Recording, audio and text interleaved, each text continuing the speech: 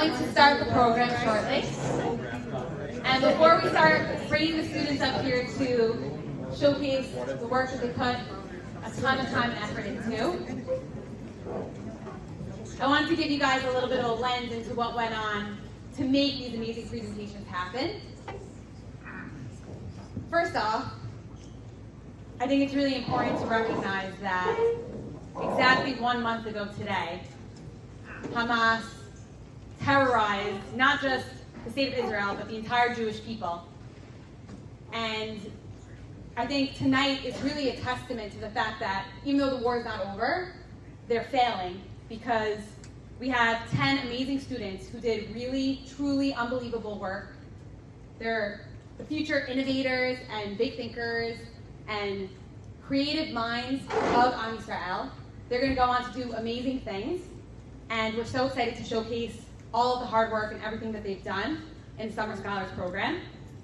Just to give you guys a sense of the many things that they had to do. First, they went through an excruciating interview process with the Pathfinders team where they had to iterate and reiterate their idea, explain how it was unique and different from anything else that has been done, how they can deliver something tangible at the end of their work, how what they're doing actually impacts not only themselves, but the world around them. Then they were paired with amazing mentors who are really, I'll read off the list of the names, but these individuals, most of them are faculty or related to faculty, and their commitment to helping these students realize their passion, think outside of the box. They met with them a minimum of 4 times. I know some students met with their mentors more than 4 times. Those mentors are Ms. Chedva Bozdani Essis, Mr. Obadi Sutton, Dr. Doron Shahar, Ms. Shelley Kapowitz, Ms. Eva Dayan, Mr. Ben Weinstein, Mr. Jack A. Anthony, Ms. Elisheva Berenstein, Ms. Victoria Berman, and Ms. Janet Pachoto.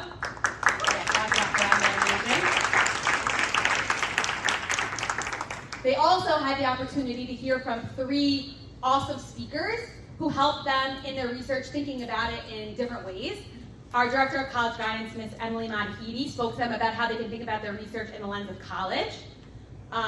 Dr. Rachel Harari, who just finished her own research dissertation, helped students think about what is research. There's a lot of fake news out there, so how do you know that a source is verified, peer-reviewed, where to find your different research, primary sources, secondary sources, things like that. And then finally, Ms. Talia Hartstark, who's the head of our department, our Tanakh department, spoke to students about how to integrate their research with their own Jewish identity. And so they got a really comprehensive understanding of thinking about their research in a bunch of different lenses. And none of this would have been made possible without my amazing team, Ms. Doris Antaby, Ms. Tara Harari, Ms. Paulina Adrak, and of course, our biggest thank you to Ms. Emily Antaby, who did everything from organizing the interviews, the easels that you see over there, the beautiful graphics, she does it all. Thank you also to the administration for all of your support, and to Khani for the beautiful spread that you guys see here, to the IT department, and everybody who made this amazing day happen. And I'm excited to introduce Emily to kick off the program. Thank you guys for coming.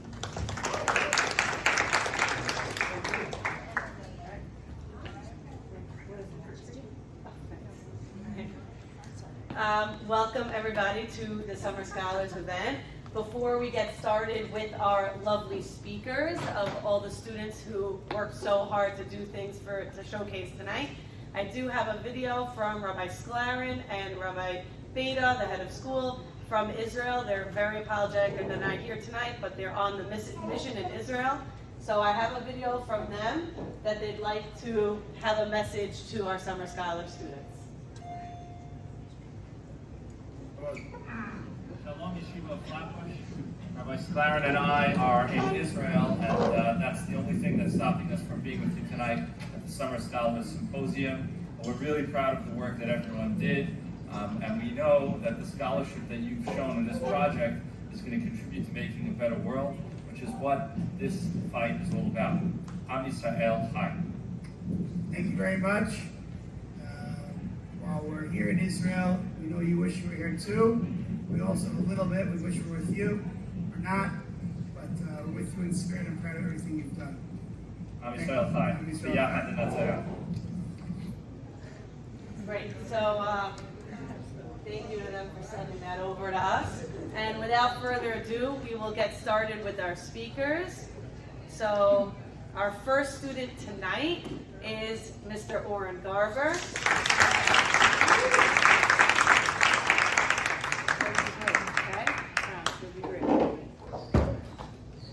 Hi, my name is Oren Garber. My study was on how... Is it on?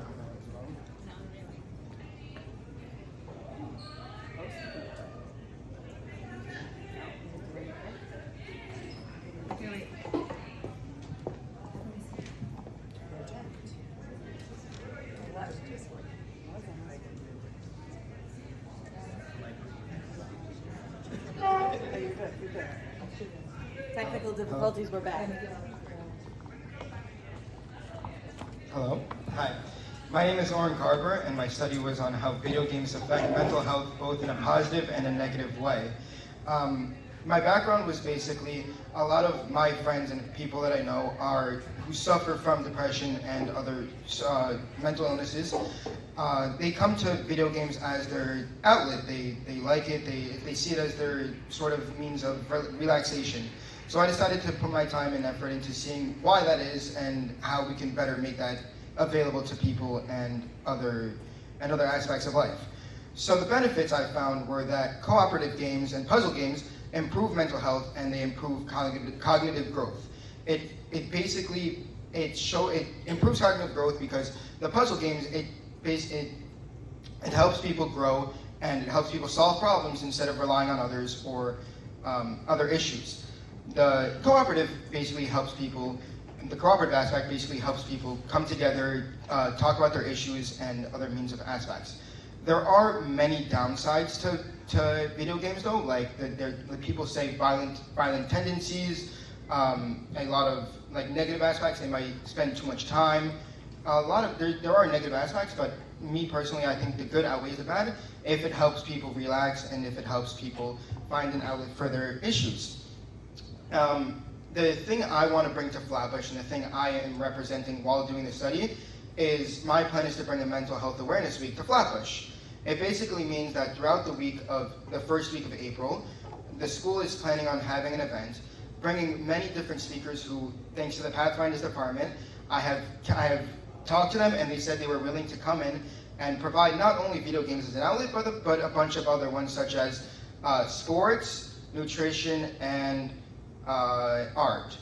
Those are the three I know that I know are coming. The school along with the administration are helping me a lot by fulfilling this issue, by filling this want that I have, and bringing a whole new event to Flatbush that I hope to continue throughout my whole years. And like this throughout the whole summer, this was my dream, having something that represents me while I'm graduated, having something that I know I created here. And knowing that I created an event here that will simultaneously go while I'm not here is something that is great, especially if I know that it's helping kids who might not have an outlet continue to have an outlet while continuing to learn how to help with their mental illness or their challenges, even if they don't have a mental illness. And the takeaway that I have from this event was basically that while people might not even have a mental illness or anxiety or depression or anything like that, they should be aware of, or at least know how to be able to help their friends, or talk to their friends about it, or help anyone that has these issues. We should be there for each other and we should help each other. And that's why I pursued this speech, and that's why I did my research. Thank you.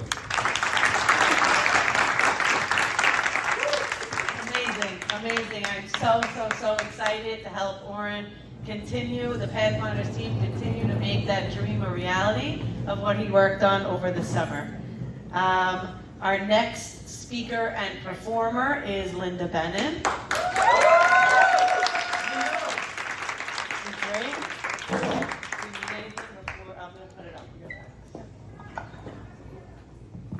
Hi everyone, I'm Linda. So what I did over the summer was I finally fulfilled one of my long-time goals, which was to write a song. I've been playing piano since as long as I can remember. I love music and I love writing, so I thought it was about time that I came up with something of my own.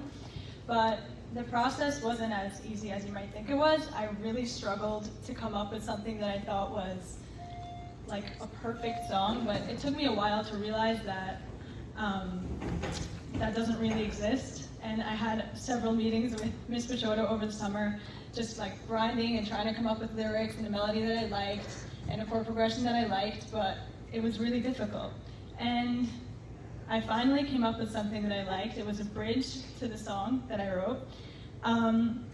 When I was at my grandma's house, actually, I came up with it, and we were sitting on the porch one night, and we were talking about gravity, and I came up with the line while I was biking home, "Tonight I'm obliged to gravity because it kept me down here with you." And so when I was with Ms. Pachotto, that was the only line that kind of stuck as we were revising and revising and revising. So I kind of just based the rest of the song off of that. And the lyrics are kind of a reflection of my time in my life that I'm going through right now. I'm a high school senior. I feel like there's a lot of endings and goodbyes, and I'm reflecting on my time in school. So that's what a lot of the song is about. But I also did want to try to keep the lyrics sort of vague so that anyone who's listening to them can relate to it. And another thing that I tried to do was create sort of sadder lyrics with a upbeat melody so that I could have that sort of juxtaposition to the listener. That's basically it.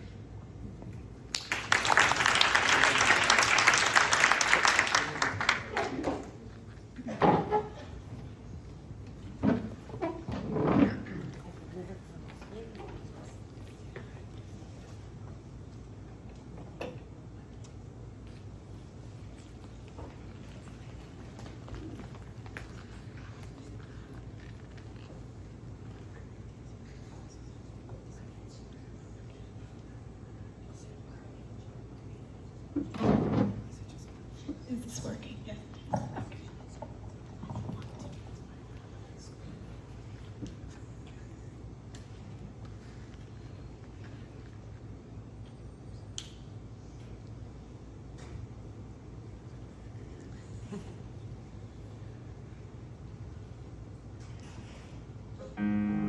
There we go. Oh, it's called Try Your Best.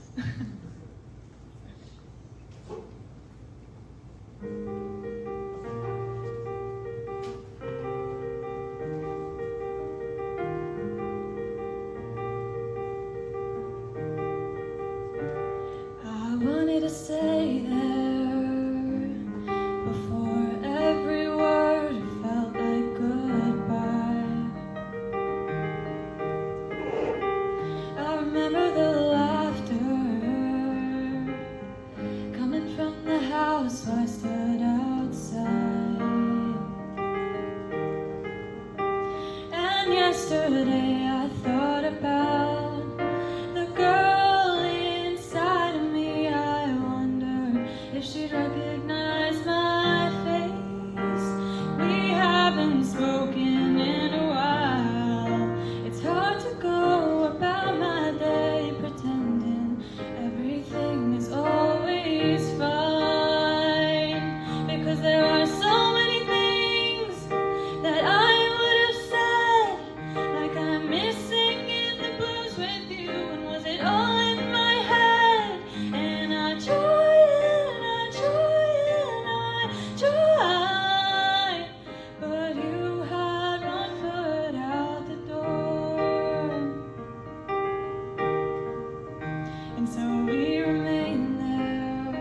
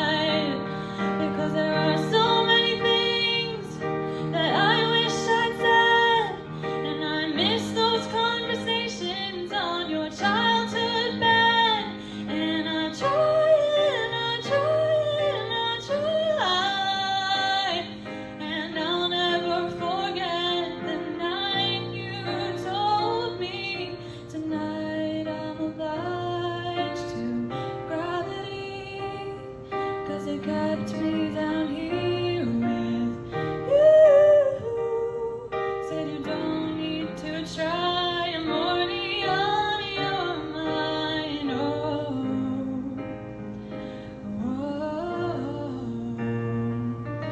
There are so many things that I should have said. Now it's all an illusion, 'cause it stayed in my head. And I'll still try and I'll try and I'll try. But you've already walked out the door, and I can't say goodbye anymore.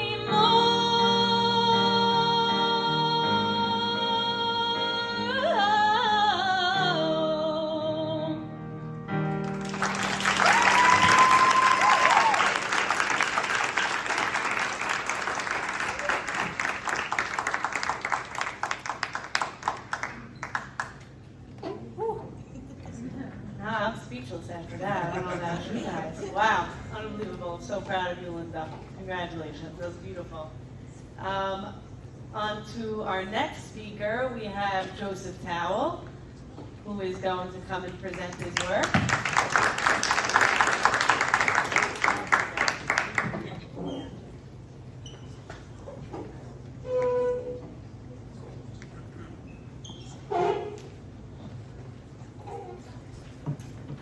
Alright, so for my project this summer, I decided to take a look at the way data works in our world by taking the course from Google on data analytics. So the first thing I had to understand through this course was, how does data really play into our lives? So the first unit, data everywhere, really helped me understand that data is present in everything. Whether it be the social media algorithms that govern our lives, that send us the proper content for us to watch, or whether it be the search algorithms we use to look things up. Everything in our life is spawned by data in our modern world, and that was what I was trying to understand through this course. So the next thing I had was, there was a unit on questions to make data-driven decisions, where I had to understand how can you frame a question properly to understand what data to look for and what data to use to answer that question. So whatever question it was, whether it was looking at commercial real estate or looking at mutual funds and understanding which one to invest in, I had to understand what kind of question was I looking to phrase, and how could that question help guide me to find the proper data for that. The next unit I dealt with was on data preparation, where I was more focused on when I'm conducting a study and when I'm looking at something and trying to understand what kind of data I'm getting, how can I prepare the survey or the questions that I'm going to ask people to get the proper responses from them. After that, I had to do a unit on processing data from dirty to clean, where when you get survey responses or when you're dealing with data of any kind, there's always going to be some null data and some data that isn't significant to what you're doing, and you have to find what is that data, and you have to know how to remove it. So I used algorithms like structured query language and R, which is a programming language, to look through data sets and to spot null variables and to understand what needed to be cleaned from the data set. And one of the other units I did was about analyzing data to answer these questions, which is, once we have that data and once we have all the information that we need compiled, how can we analyze it to make decisions? So if I had a list of mutual funds or a list of properties, how can I analyze the numbers within there and understand, okay, if this is more than that, maybe in a different area it's going to be not as good. And so based on that, make a decision on which fund to invest in or which property to buy, depending on different factors. One of the last units I did was on data visualization, which is where I learned the basics of Tableau, which is a software that allows you to make interactive charts and interactive tables, where you can not only filter what you want to see in the thing in the chart, you can also change the way that it's portrayed. And so I was able to make a chart analyzing the trends in commercial real estate prices in Manhattan over 2 years.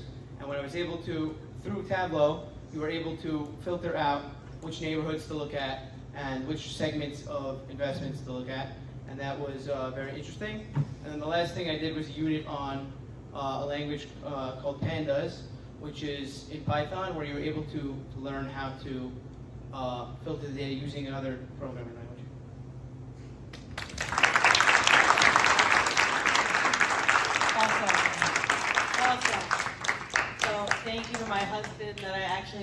understood everything that Joe was saying when he told it to me in that interview process, and I'm so proud of what he actually accomplished and all the hard work he put into it this summer. Our next performer, also speaker, is Rivka Lahab.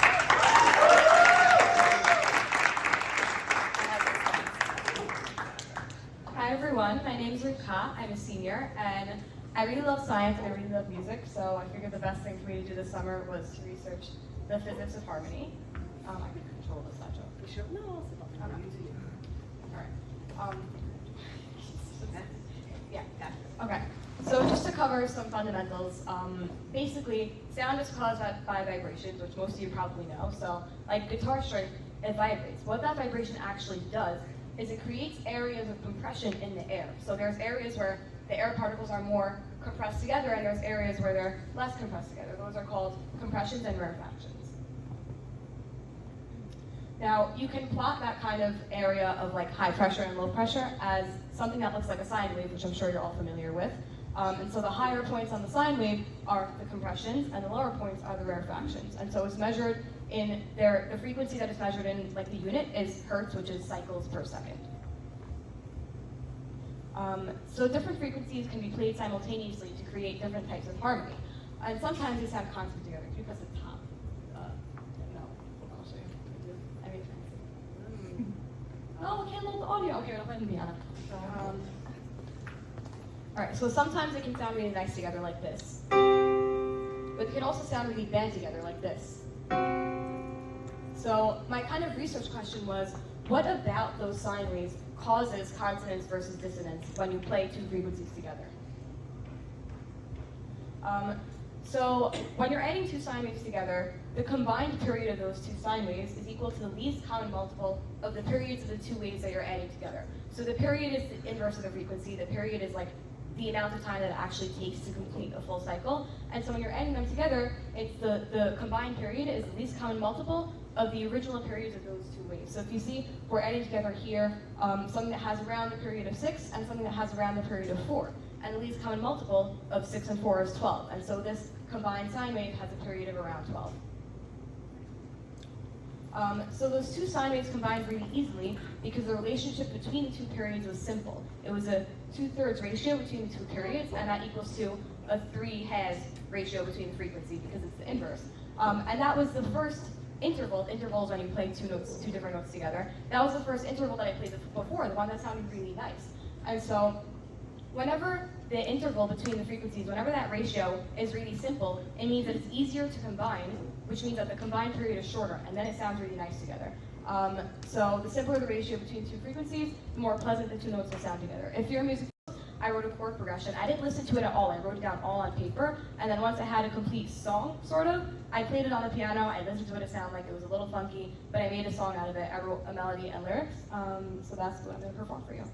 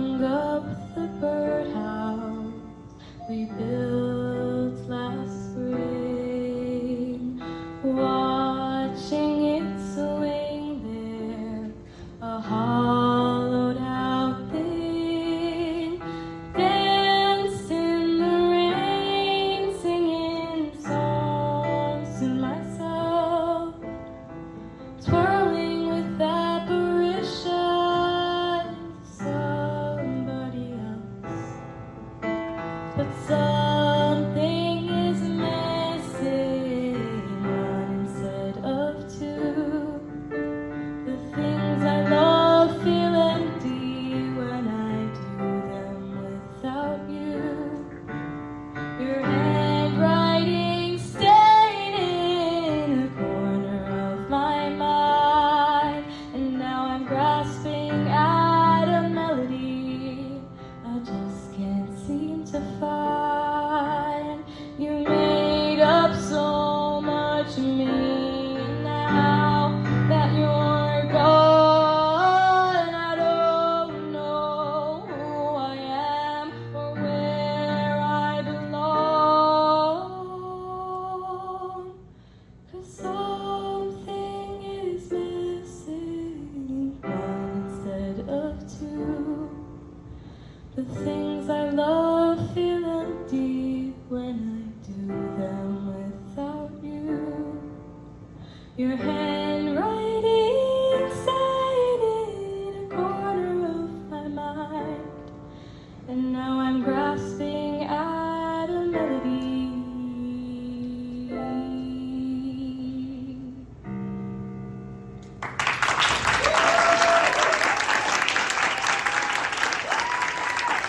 Amazing. I don't think that melody sounded awkward at all. That sounded better than most of the music I listen to every day. The next student that I'd like to introduce is Mr. David Balla, who every single time we have conversations, I love it because you make me think, and I look forward for you to present what you have. Got it.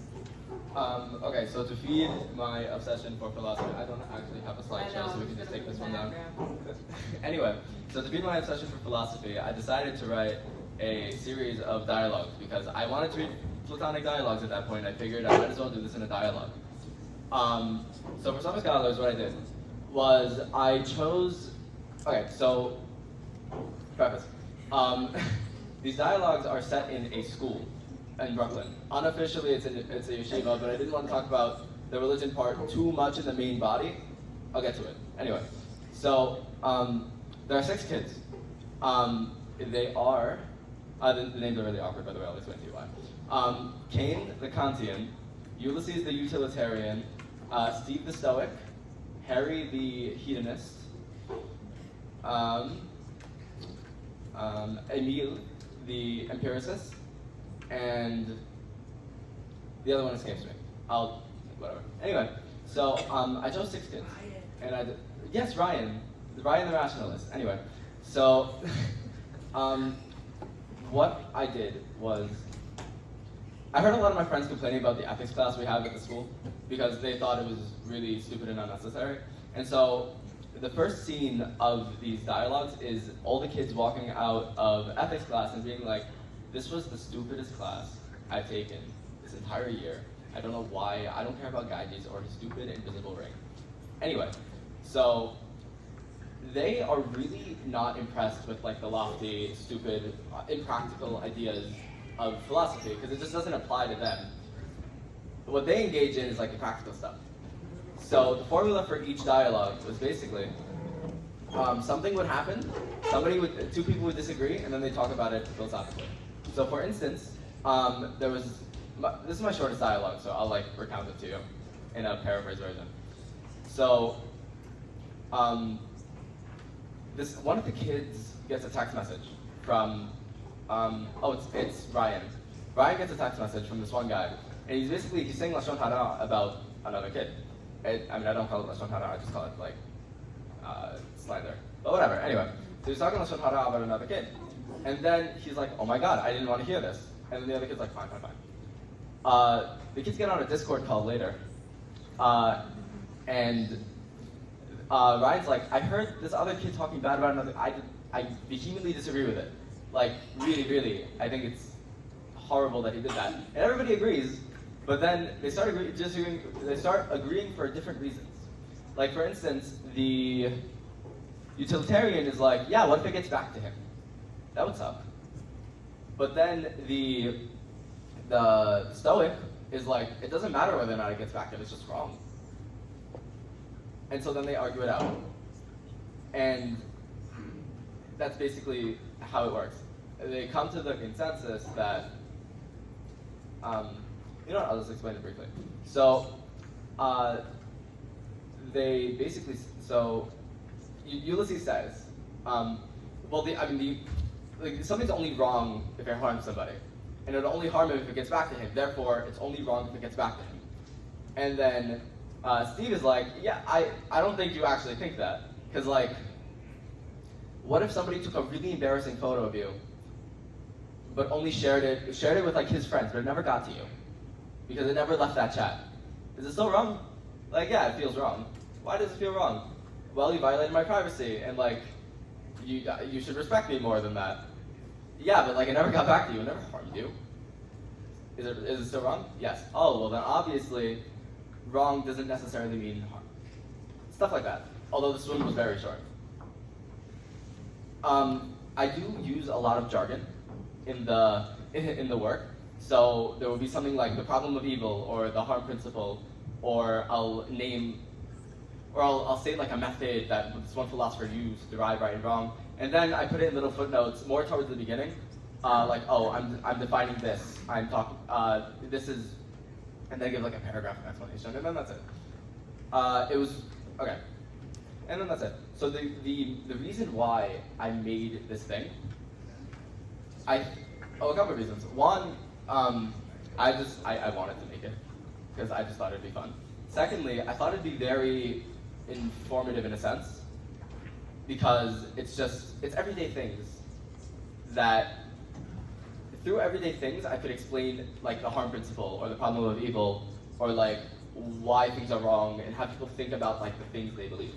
Because you should be thinking about the things you believe because they're the things you believe and they will affect every single one of your actions.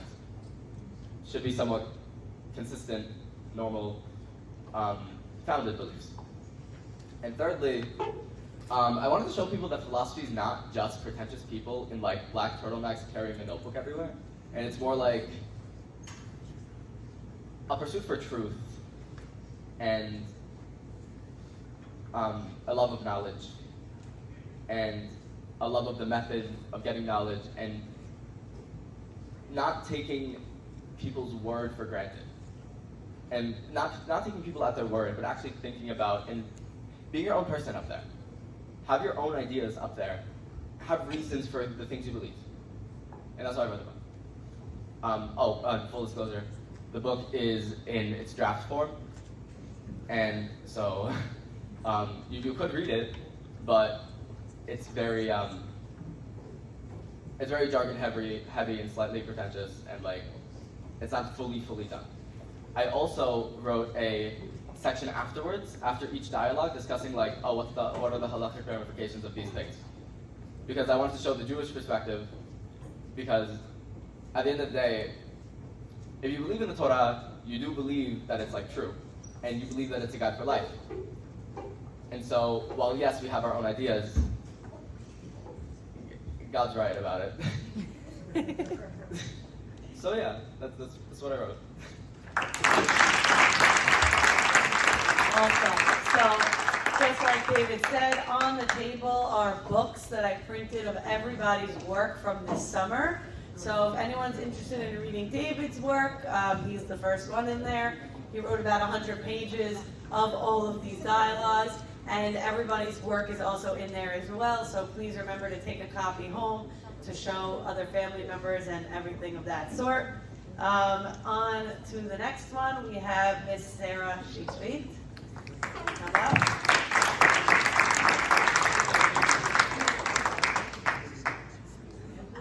Okay. Good. Awesome.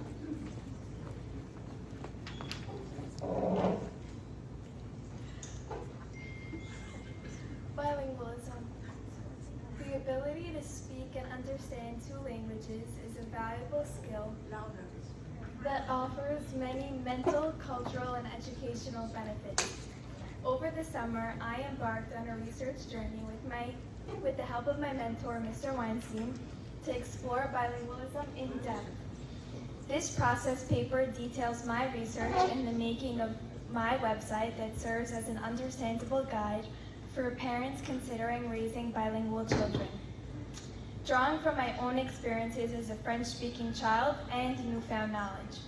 The goal of this project was to create a user-friendly website that provides parents with essential information and practical techniques for raising bilingual children successfully. The research materials I used are books, academic papers, online articles, and the website builder software. I also use my personal experience and reflections on my upbringing. I began by conducting extensive research on bilingualism, exploring academic studies. Then I organized my findings into categories, including the benefits of bilingualism, common challenges, and effective techniques for language development. Using a user-friendly website builder, I designed and built a website dedicated to bilingualism. I created a visually appealing layout with easy navigation for users to access information effortlessly. I wrote informative articles on topics such as debunking common myths, language milestones, and cultural integration. I incorporated personal anecdotes to connect with readers on a deeper level.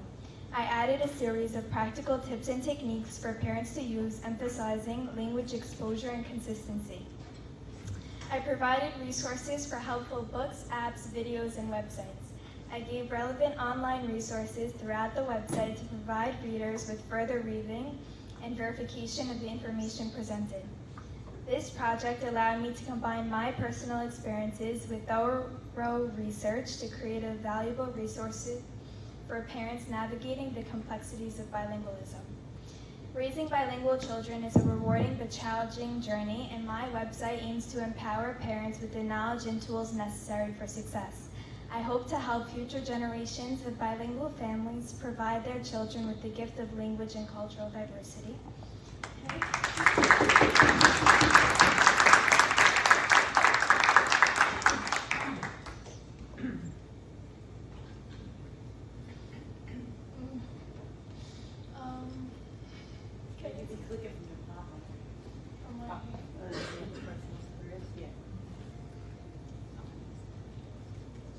So this is my personal experience. My name is Sarah Chatri, and I'm 15 years old with a unique language journey. I was born in America, but my parents come from Morocco, so our home was always filled with French, their native language. While my parents spoke to me in French, I mostly responded in English, influenced by my friends in the world around me. This led to what the experts call receptive bilingualism. I understood French well, but I felt much more comfortable expressing myself in English. My ability to understand French means a lot to me, and I'm very proud of it. Though speaking French feels challenging, understanding it gives me an opportunity that not everyone gets to experience. It's a part of my identity that sets me apart and something about myself that I truly appreciate. As I move through my teenage years, my language journey has taken some interesting turns. Now, I'm learning Hebrew and Spanish in school, which sometimes makes speaking French a bit more complex with the mix of languages. On the other hand, my understanding of French grammar and vocabulary has actually made it easier to learn Spanish. Especially at times when I struggle to communicate with my grandparents, I wish my parents had known about immersion techniques so that I could have been surrounded by French from an early age. My journey shows just how connected languages, culture, and personal growth can be. While it hasn't been without its challenges, my understanding of multiple languages represents my background and experiences.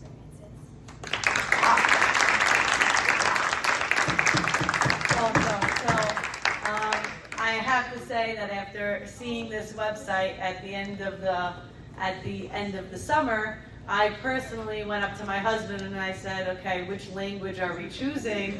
Sarah made a really good case in point, and I'm really excited to take on everything that you taught me. So thank you. And to our next speaker, we have Bella Shamayeva.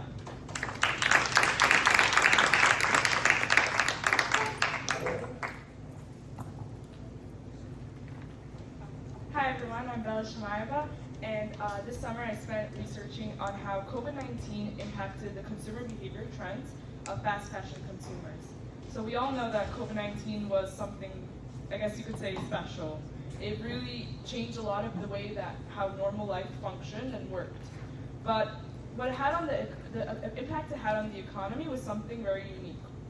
A lot of people, we started to see the rise of the digital age, and this is where our impacts are very centered around how we coordinate with social media and the internet and all these different digital concepts that have arose. With the help of Ms. Kapowitz, I created a 20-page research paper with some images and an infographic that resembles how one action that we make can make such a large impact on today's world. Just buying that one t-shirt or that one sweater, like that can change something for the company in the long run. It might not be right away, or it could be right away, but every company depends on what every consumer thinks. Throughout all my research, I really started to see the impact that we have. Just your average Jane or your plain Joe, they can make a really big difference in the world. And something also that I found that was interesting was the way that the political system ties in with the economic system. The policies that the UK and the US enacted, so the UK and the US are the two countries that I specifically chose to hone in on, and those two countries, they enacted different policies when they closed down stores, and they had lockdowns and shutdowns, and it was all just very complex. That led to, and those policies ended up leading to a whole rise of the digital evolution that was already prevalent from the start of 1990s when Neiman Marcus, I think it was Neiman Marcus, sorry, they started their online presence, and from there everything went sort of down like a spiral. Now we're used to shopping online, and fast fashion is a great place to shop because they're cheap. They're cheap products that might not last a long time, but there's a huge variety with thousands coming out nearly every week. After doing this research, I really just began to realize how important I am as a consumer and how important we are as collective consumers. Thank you.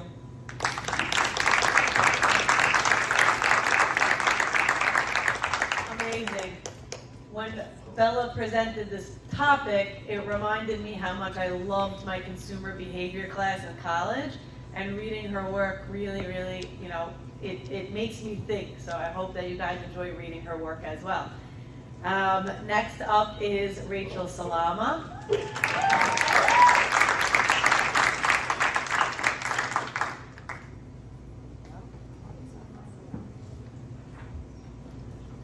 Hi everyone, my name is Rachel Salama and I'm a senior. This summer I researched color and art and their profound influence on memory with the help of my mentor, Ms. Stein. I've always loved art and had been interested in sciences like psychology and biology. Therefore, this research project gave me the perfect opportunity to combine my passions.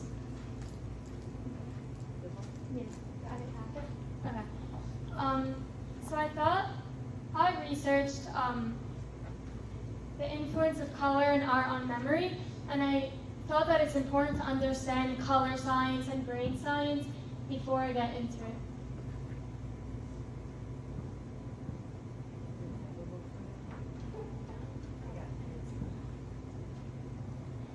I began with researching the foundational understandings of color science. Color is a reflection of a surface's ability to absorb or reflect light. Black surfaces absorb all light, while white surfaces reflect all light. For colors that aren't black or white, the color we perceive is the one not absorbed by the surface. Thomas Young's work in the 19th century revealed that color perception occurs within the retina of the eye, where 3 kinds of nerve fibers respond to red, green, and blue light, allowing us to distinguish millions of colors. The primary colors, blue, red, and yellow, are crucial in color theory. Sir Isaac Newton's experiments with prisms led to the identification of the 7 colors in the visible spectrum, which we know as Roy G. Biv. Our eyes have cones sensitive to these wavelengths, allowing us to perceive the colors of the rainbow.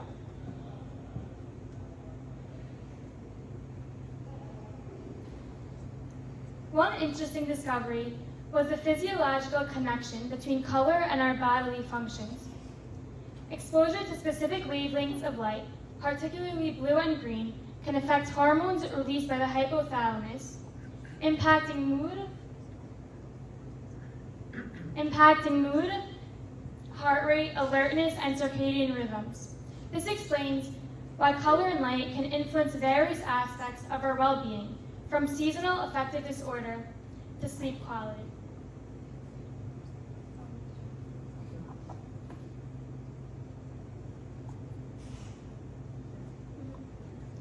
I explored the research conducted by the Experience Design Research Group at the University of Leeds.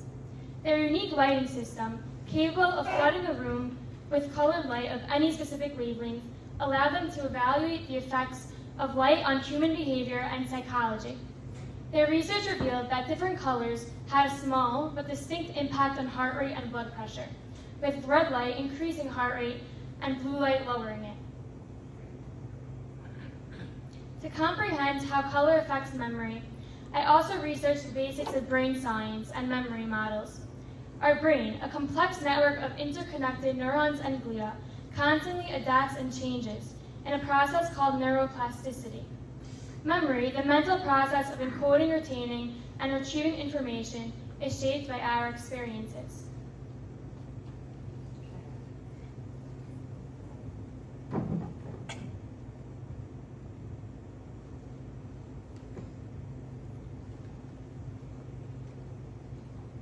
Understanding memory models, such as the dualistic model of short-term and long-term memory proposed by William James, and the alternative model by Craig and Lockhart, highlighted the role of attention in memory.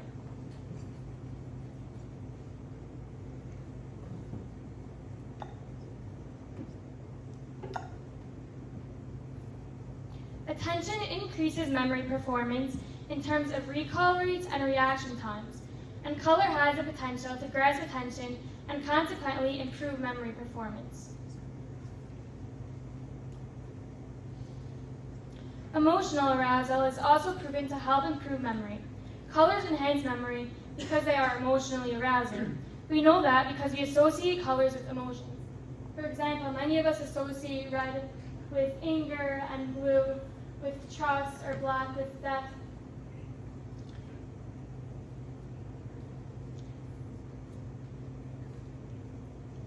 I then delved into the association between colors and emotions. This connection is shaped by our experiences, our culture, and evolution. Evolutionary factors, such as the instinct to identify safety and danger, lead us to naturally gravitate towards certain colors and avoid colors like red. Our experiences and culture also play a substantial role in determining our color preferences. My research explored theories like the ecological valence theory and the weighted effective valence estimates hypothesis, shedding light on how we associate emotions with colors based on the objects and concepts we connect to them.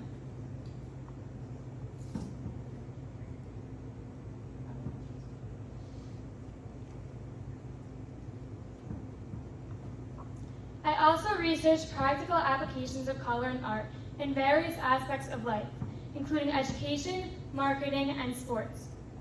In education, the use of color in classrooms can significantly impact students' motivation and focus. Color highlighting and coding can aid in learning and memory retention. In marketing, colors can increase brand recognition and attract consumer attention.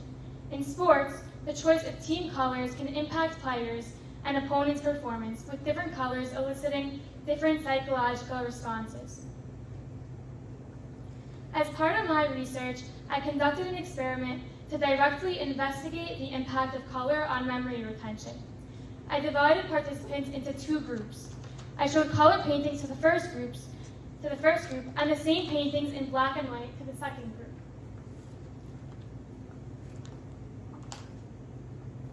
The results indicated that the group exposed to colored paintings performed better in recalling objects from the artworks. This experiment strengthened my findings that color enhances memory retention. My summer research on the impact of color in art on memory has been both enlightening and enriching. I have learned about the complex connections between color science, memory models, and human emotions. Furthermore, my experiments have provided support for the hypothesis that color improves memory retention. This research not only deepened my understanding of these concepts, but also highlighted their significance in our daily experiences and gave me the tools to study and learn more effectively.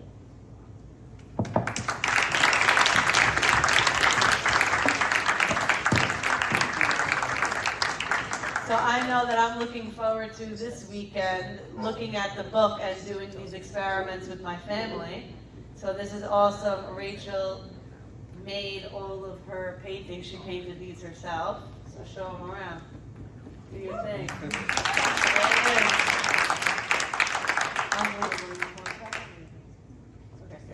Okay, sounds good. Awesome job, awesome job. That was fantastic. Our next speaker is Miss Shirley Jajadi. There she is.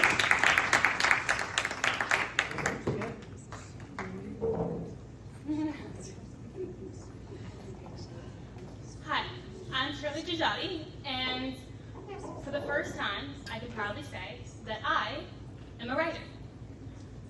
So most of my childhood was mostly just like reading books, staying inside. It was one of my favorite things, just sitting down with a nice good book, spending hours and hours just reading. And my favorite thing also was to connect what I was reading to my own life and to what I believed. And I realized that there are certain books that I felt I'm more connected to and some that not so much. And well, before this summer, I was kind of just rereading the same books again and again and again. I kind of got bored. So I just thought to myself, what if I wrote my own, you know? And it was kind of a delusion. It was like, oh yeah, what if I just wrote my own? That's ridiculous. Why would I, how could I, what? And then I remembered that there's something called the Summer Scholars Symposium, and it allows me to do whatever I want, including write something of my own. And so I proposed the idea to Pathfinders, and they liked it. And so I came up with the whole idea of making a fictional story in a fictional world that I can relate to myself, and I feel like teenagers, especially in this community, could also relate to themselves. So I wrote a story called The Boy and the Doormat, and funnily enough, it's actually written from the perspective of a girl, and her name is Alora Perez. She lives in this dystopian universe where there's kind of only one rule: be perfect. It's a lot. Everything is about perfection. You have to do this, and you have to do this, and you have to look like this, and this is what you have to do, and this is the amount of intelligence you must have, and this is your athletic ability. Everything is pressured on you, from society to your parents to your teachers, so everyone around you. It's all a competition.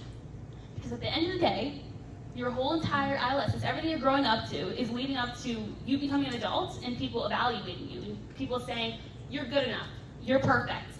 Everyone else, though, we gotta check them out. So she grows up in this world, and she is the top. She is the best. Everyone wants to be this girl, but they don't see everything that happens behind the scenes. Basically, I start the book with her in school being praised. She has this, she has that, she has everything. And then there was one small little test that she failed. She fails this test and her life spirals. She goes home, parents are upset, everything's a mess, everything starts to fall from there. That was that one tiny grade and that's it. Because remember, she grew up with that mentality that, oh, I have to be perfect. There is no other choice. And so when the second she messes up, everything else goes downhill. And there's mistake after mistake after mistake after mistake. And at the end of the day, when she's evaluated, she doesn't know what to do. But along comes this boy. His name is Sage, and she doesn't really know what to make of him, because she's unlike anyone she's ever met. He is someone who does not abide by the rules, and he's happy. That is something she has not seen in a long time. So when she sees this, she sees the look on his face, the smile on his face. She wants to be exactly like him, but not anything like him at all at the same time. Because she wants that happiness, she wants that light, she wants that look on her face, but she doesn't want people to view her like everyone views him. Everyone views him as someone imperfect, someone they don't want to be like, an outcast. So what does she do? She decides that she wants to start talking, and she wants to understand him. She wants to see into his life. And his life is so much different than hers. His life is one where the people around him are happy and supportive. His parents are supportive. The people he surrounds himself with are good people. They don't pressure him. Even though society is pressuring him and everyone else seems to be pressuring her, he surrounds himself with people that are good for him. And that is all she wants. And so when it comes to the end of the day, that last test where they decide whether she is perfect, she decides that's not what perfection is. The value of someone who is a person, the value of a human, is not whether or not they're perfect, whether they check off all the boxes. It's so much more. And so when I was writing this, and when she gets to that final doorstep, that place in front of her house where her life began, and she's scared that it might not go on much longer because what if they don't deem her perfect? She realizes that that's not what perfect means. Sage is perfect. And she hopes to be perfect too. So when I wrote this book, my main idea was to make it fictional. But I think I touched a little more than that. I touched into my own life, what I felt like I went through. You know, I always felt that I had to be perfect, that I had all these pressures on me. But a little bit of it was just all in my head. I don't have to be perfect. No one has to be perfect, because all of us have so much value. And it's not an academic wise, it's not what we look like, it's not athletic ability, it's not any of that. It's who we are. And I've never been more proud to say that I feel like I wrote something that expresses that and makes you feel something. And that's something I just wanted to share with you guys.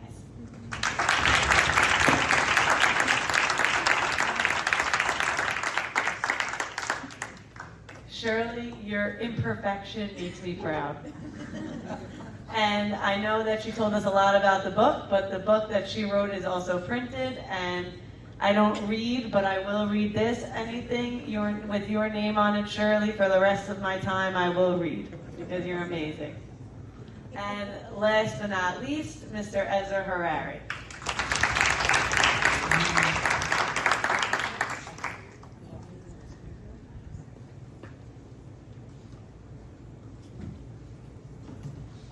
Okay.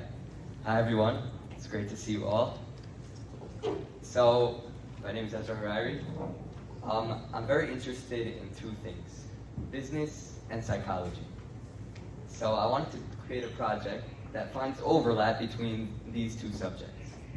So I decided to take two things, personality and investment making decisions, and to see if there's sort of a relationship or if there's an overlap. So I want to ask you guys, do you think that one's personality will affect their investment making decisions? By a show of hands. Okay, overwhelming majority says yes. But we're going to learn that it's not that simple. So my hypothesis was that there is a relationship, like you guys. But I needed to find a certain method that evaluates if this is true. So the first thing I decided to do was to find a short, hassle-free personality test, like a 5-minute test that I could send to people that could take, and it will evaluate their personality, right? So I found a test on Truity.com. It was verified by experts. I didn't want to make my own. I wanted to get one that was already solidified and established.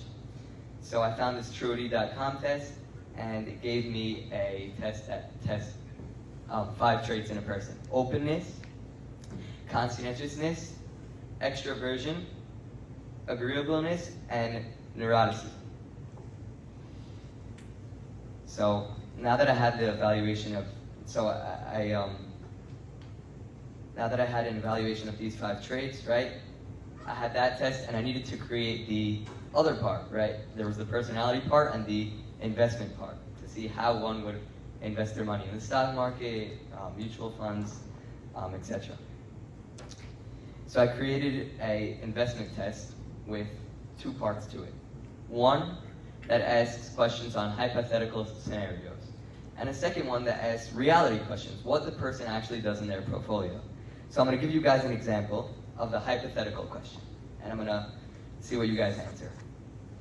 So, a brilliant college student studying in MIT has created a product that you can use to access the internet with your mind.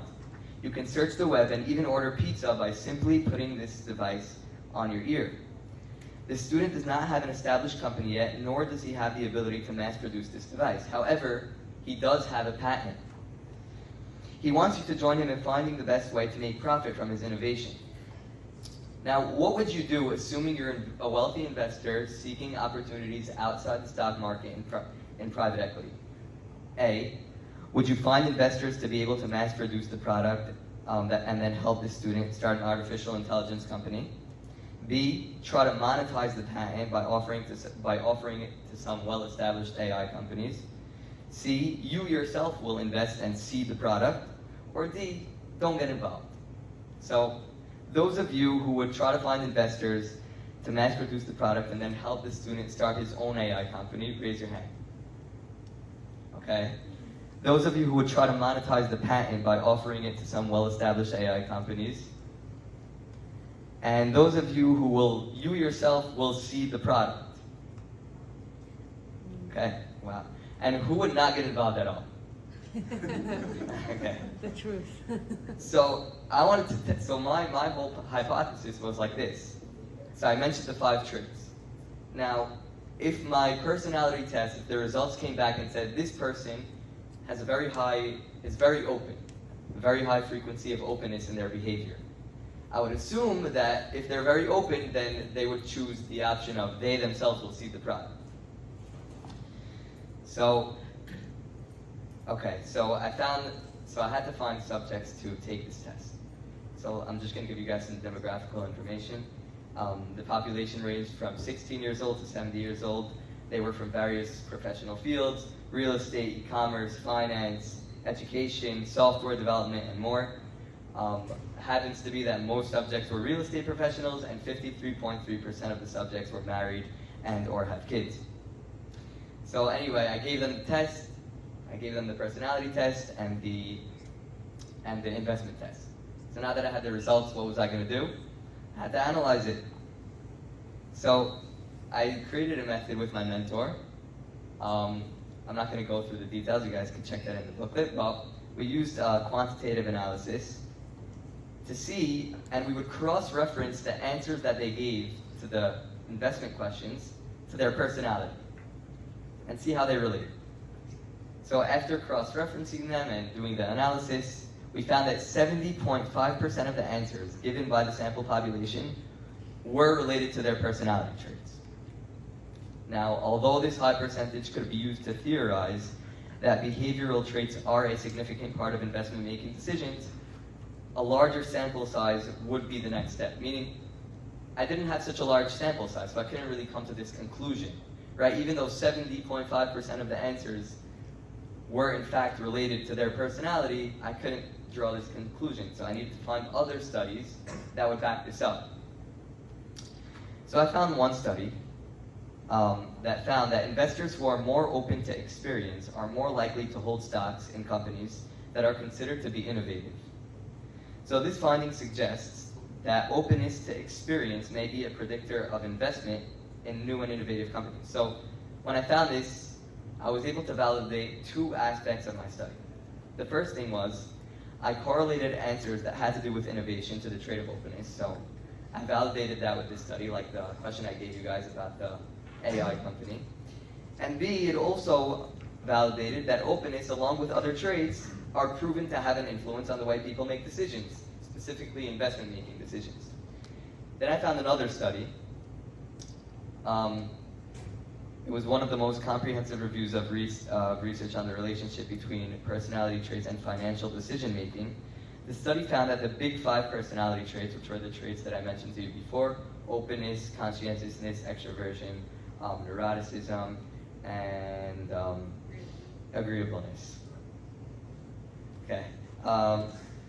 So the study found that the big 5 personality traits are consistently associated with a variety of financial decision-making behaviors, including risk-taking, investors who are more open to experience and less conscientious are more likely to take risks with their investments, right? They're more open, they're less, worried what's going to happen.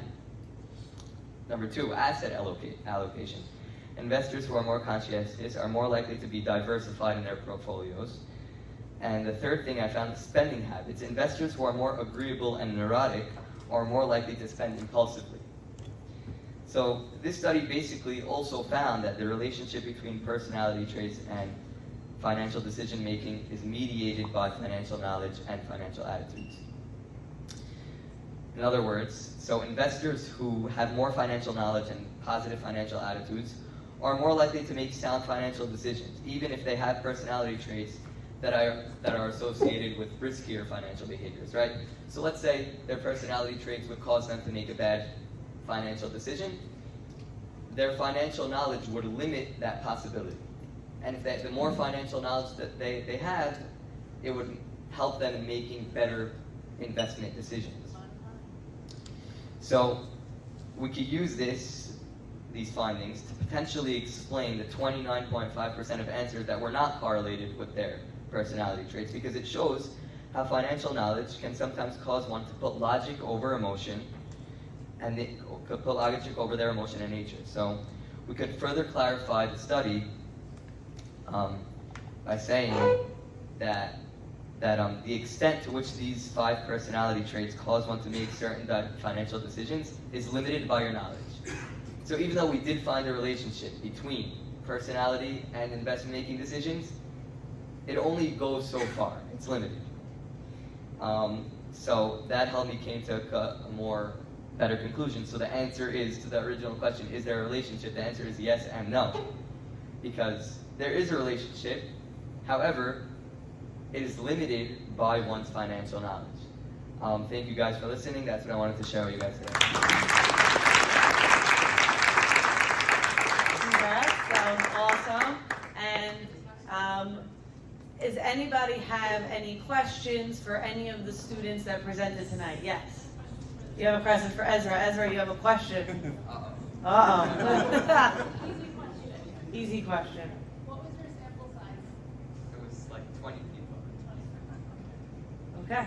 Anyone else have any questions for any of the students that presented tonight? Maybe all the students should come up. I'm going to call up all the students right now.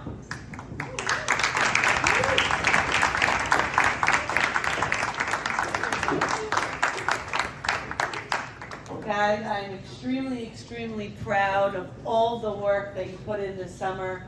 Not only did you spend the time to do all this research, but you also met with your mentors, came on Zoom meetings with me over your summer break, and that's not something that many people would do. So kol hakavod to you guys for taking that extra effort on your summer break. Really proud.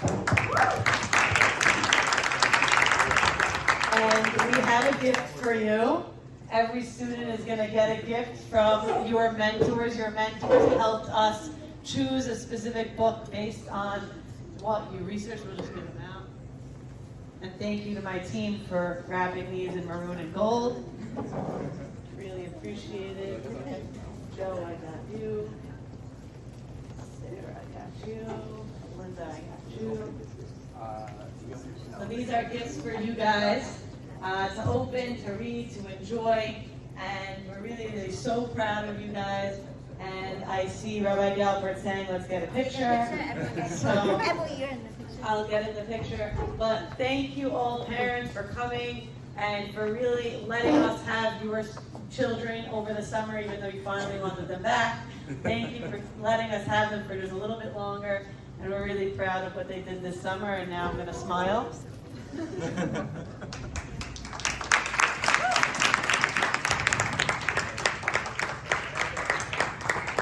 Awesome.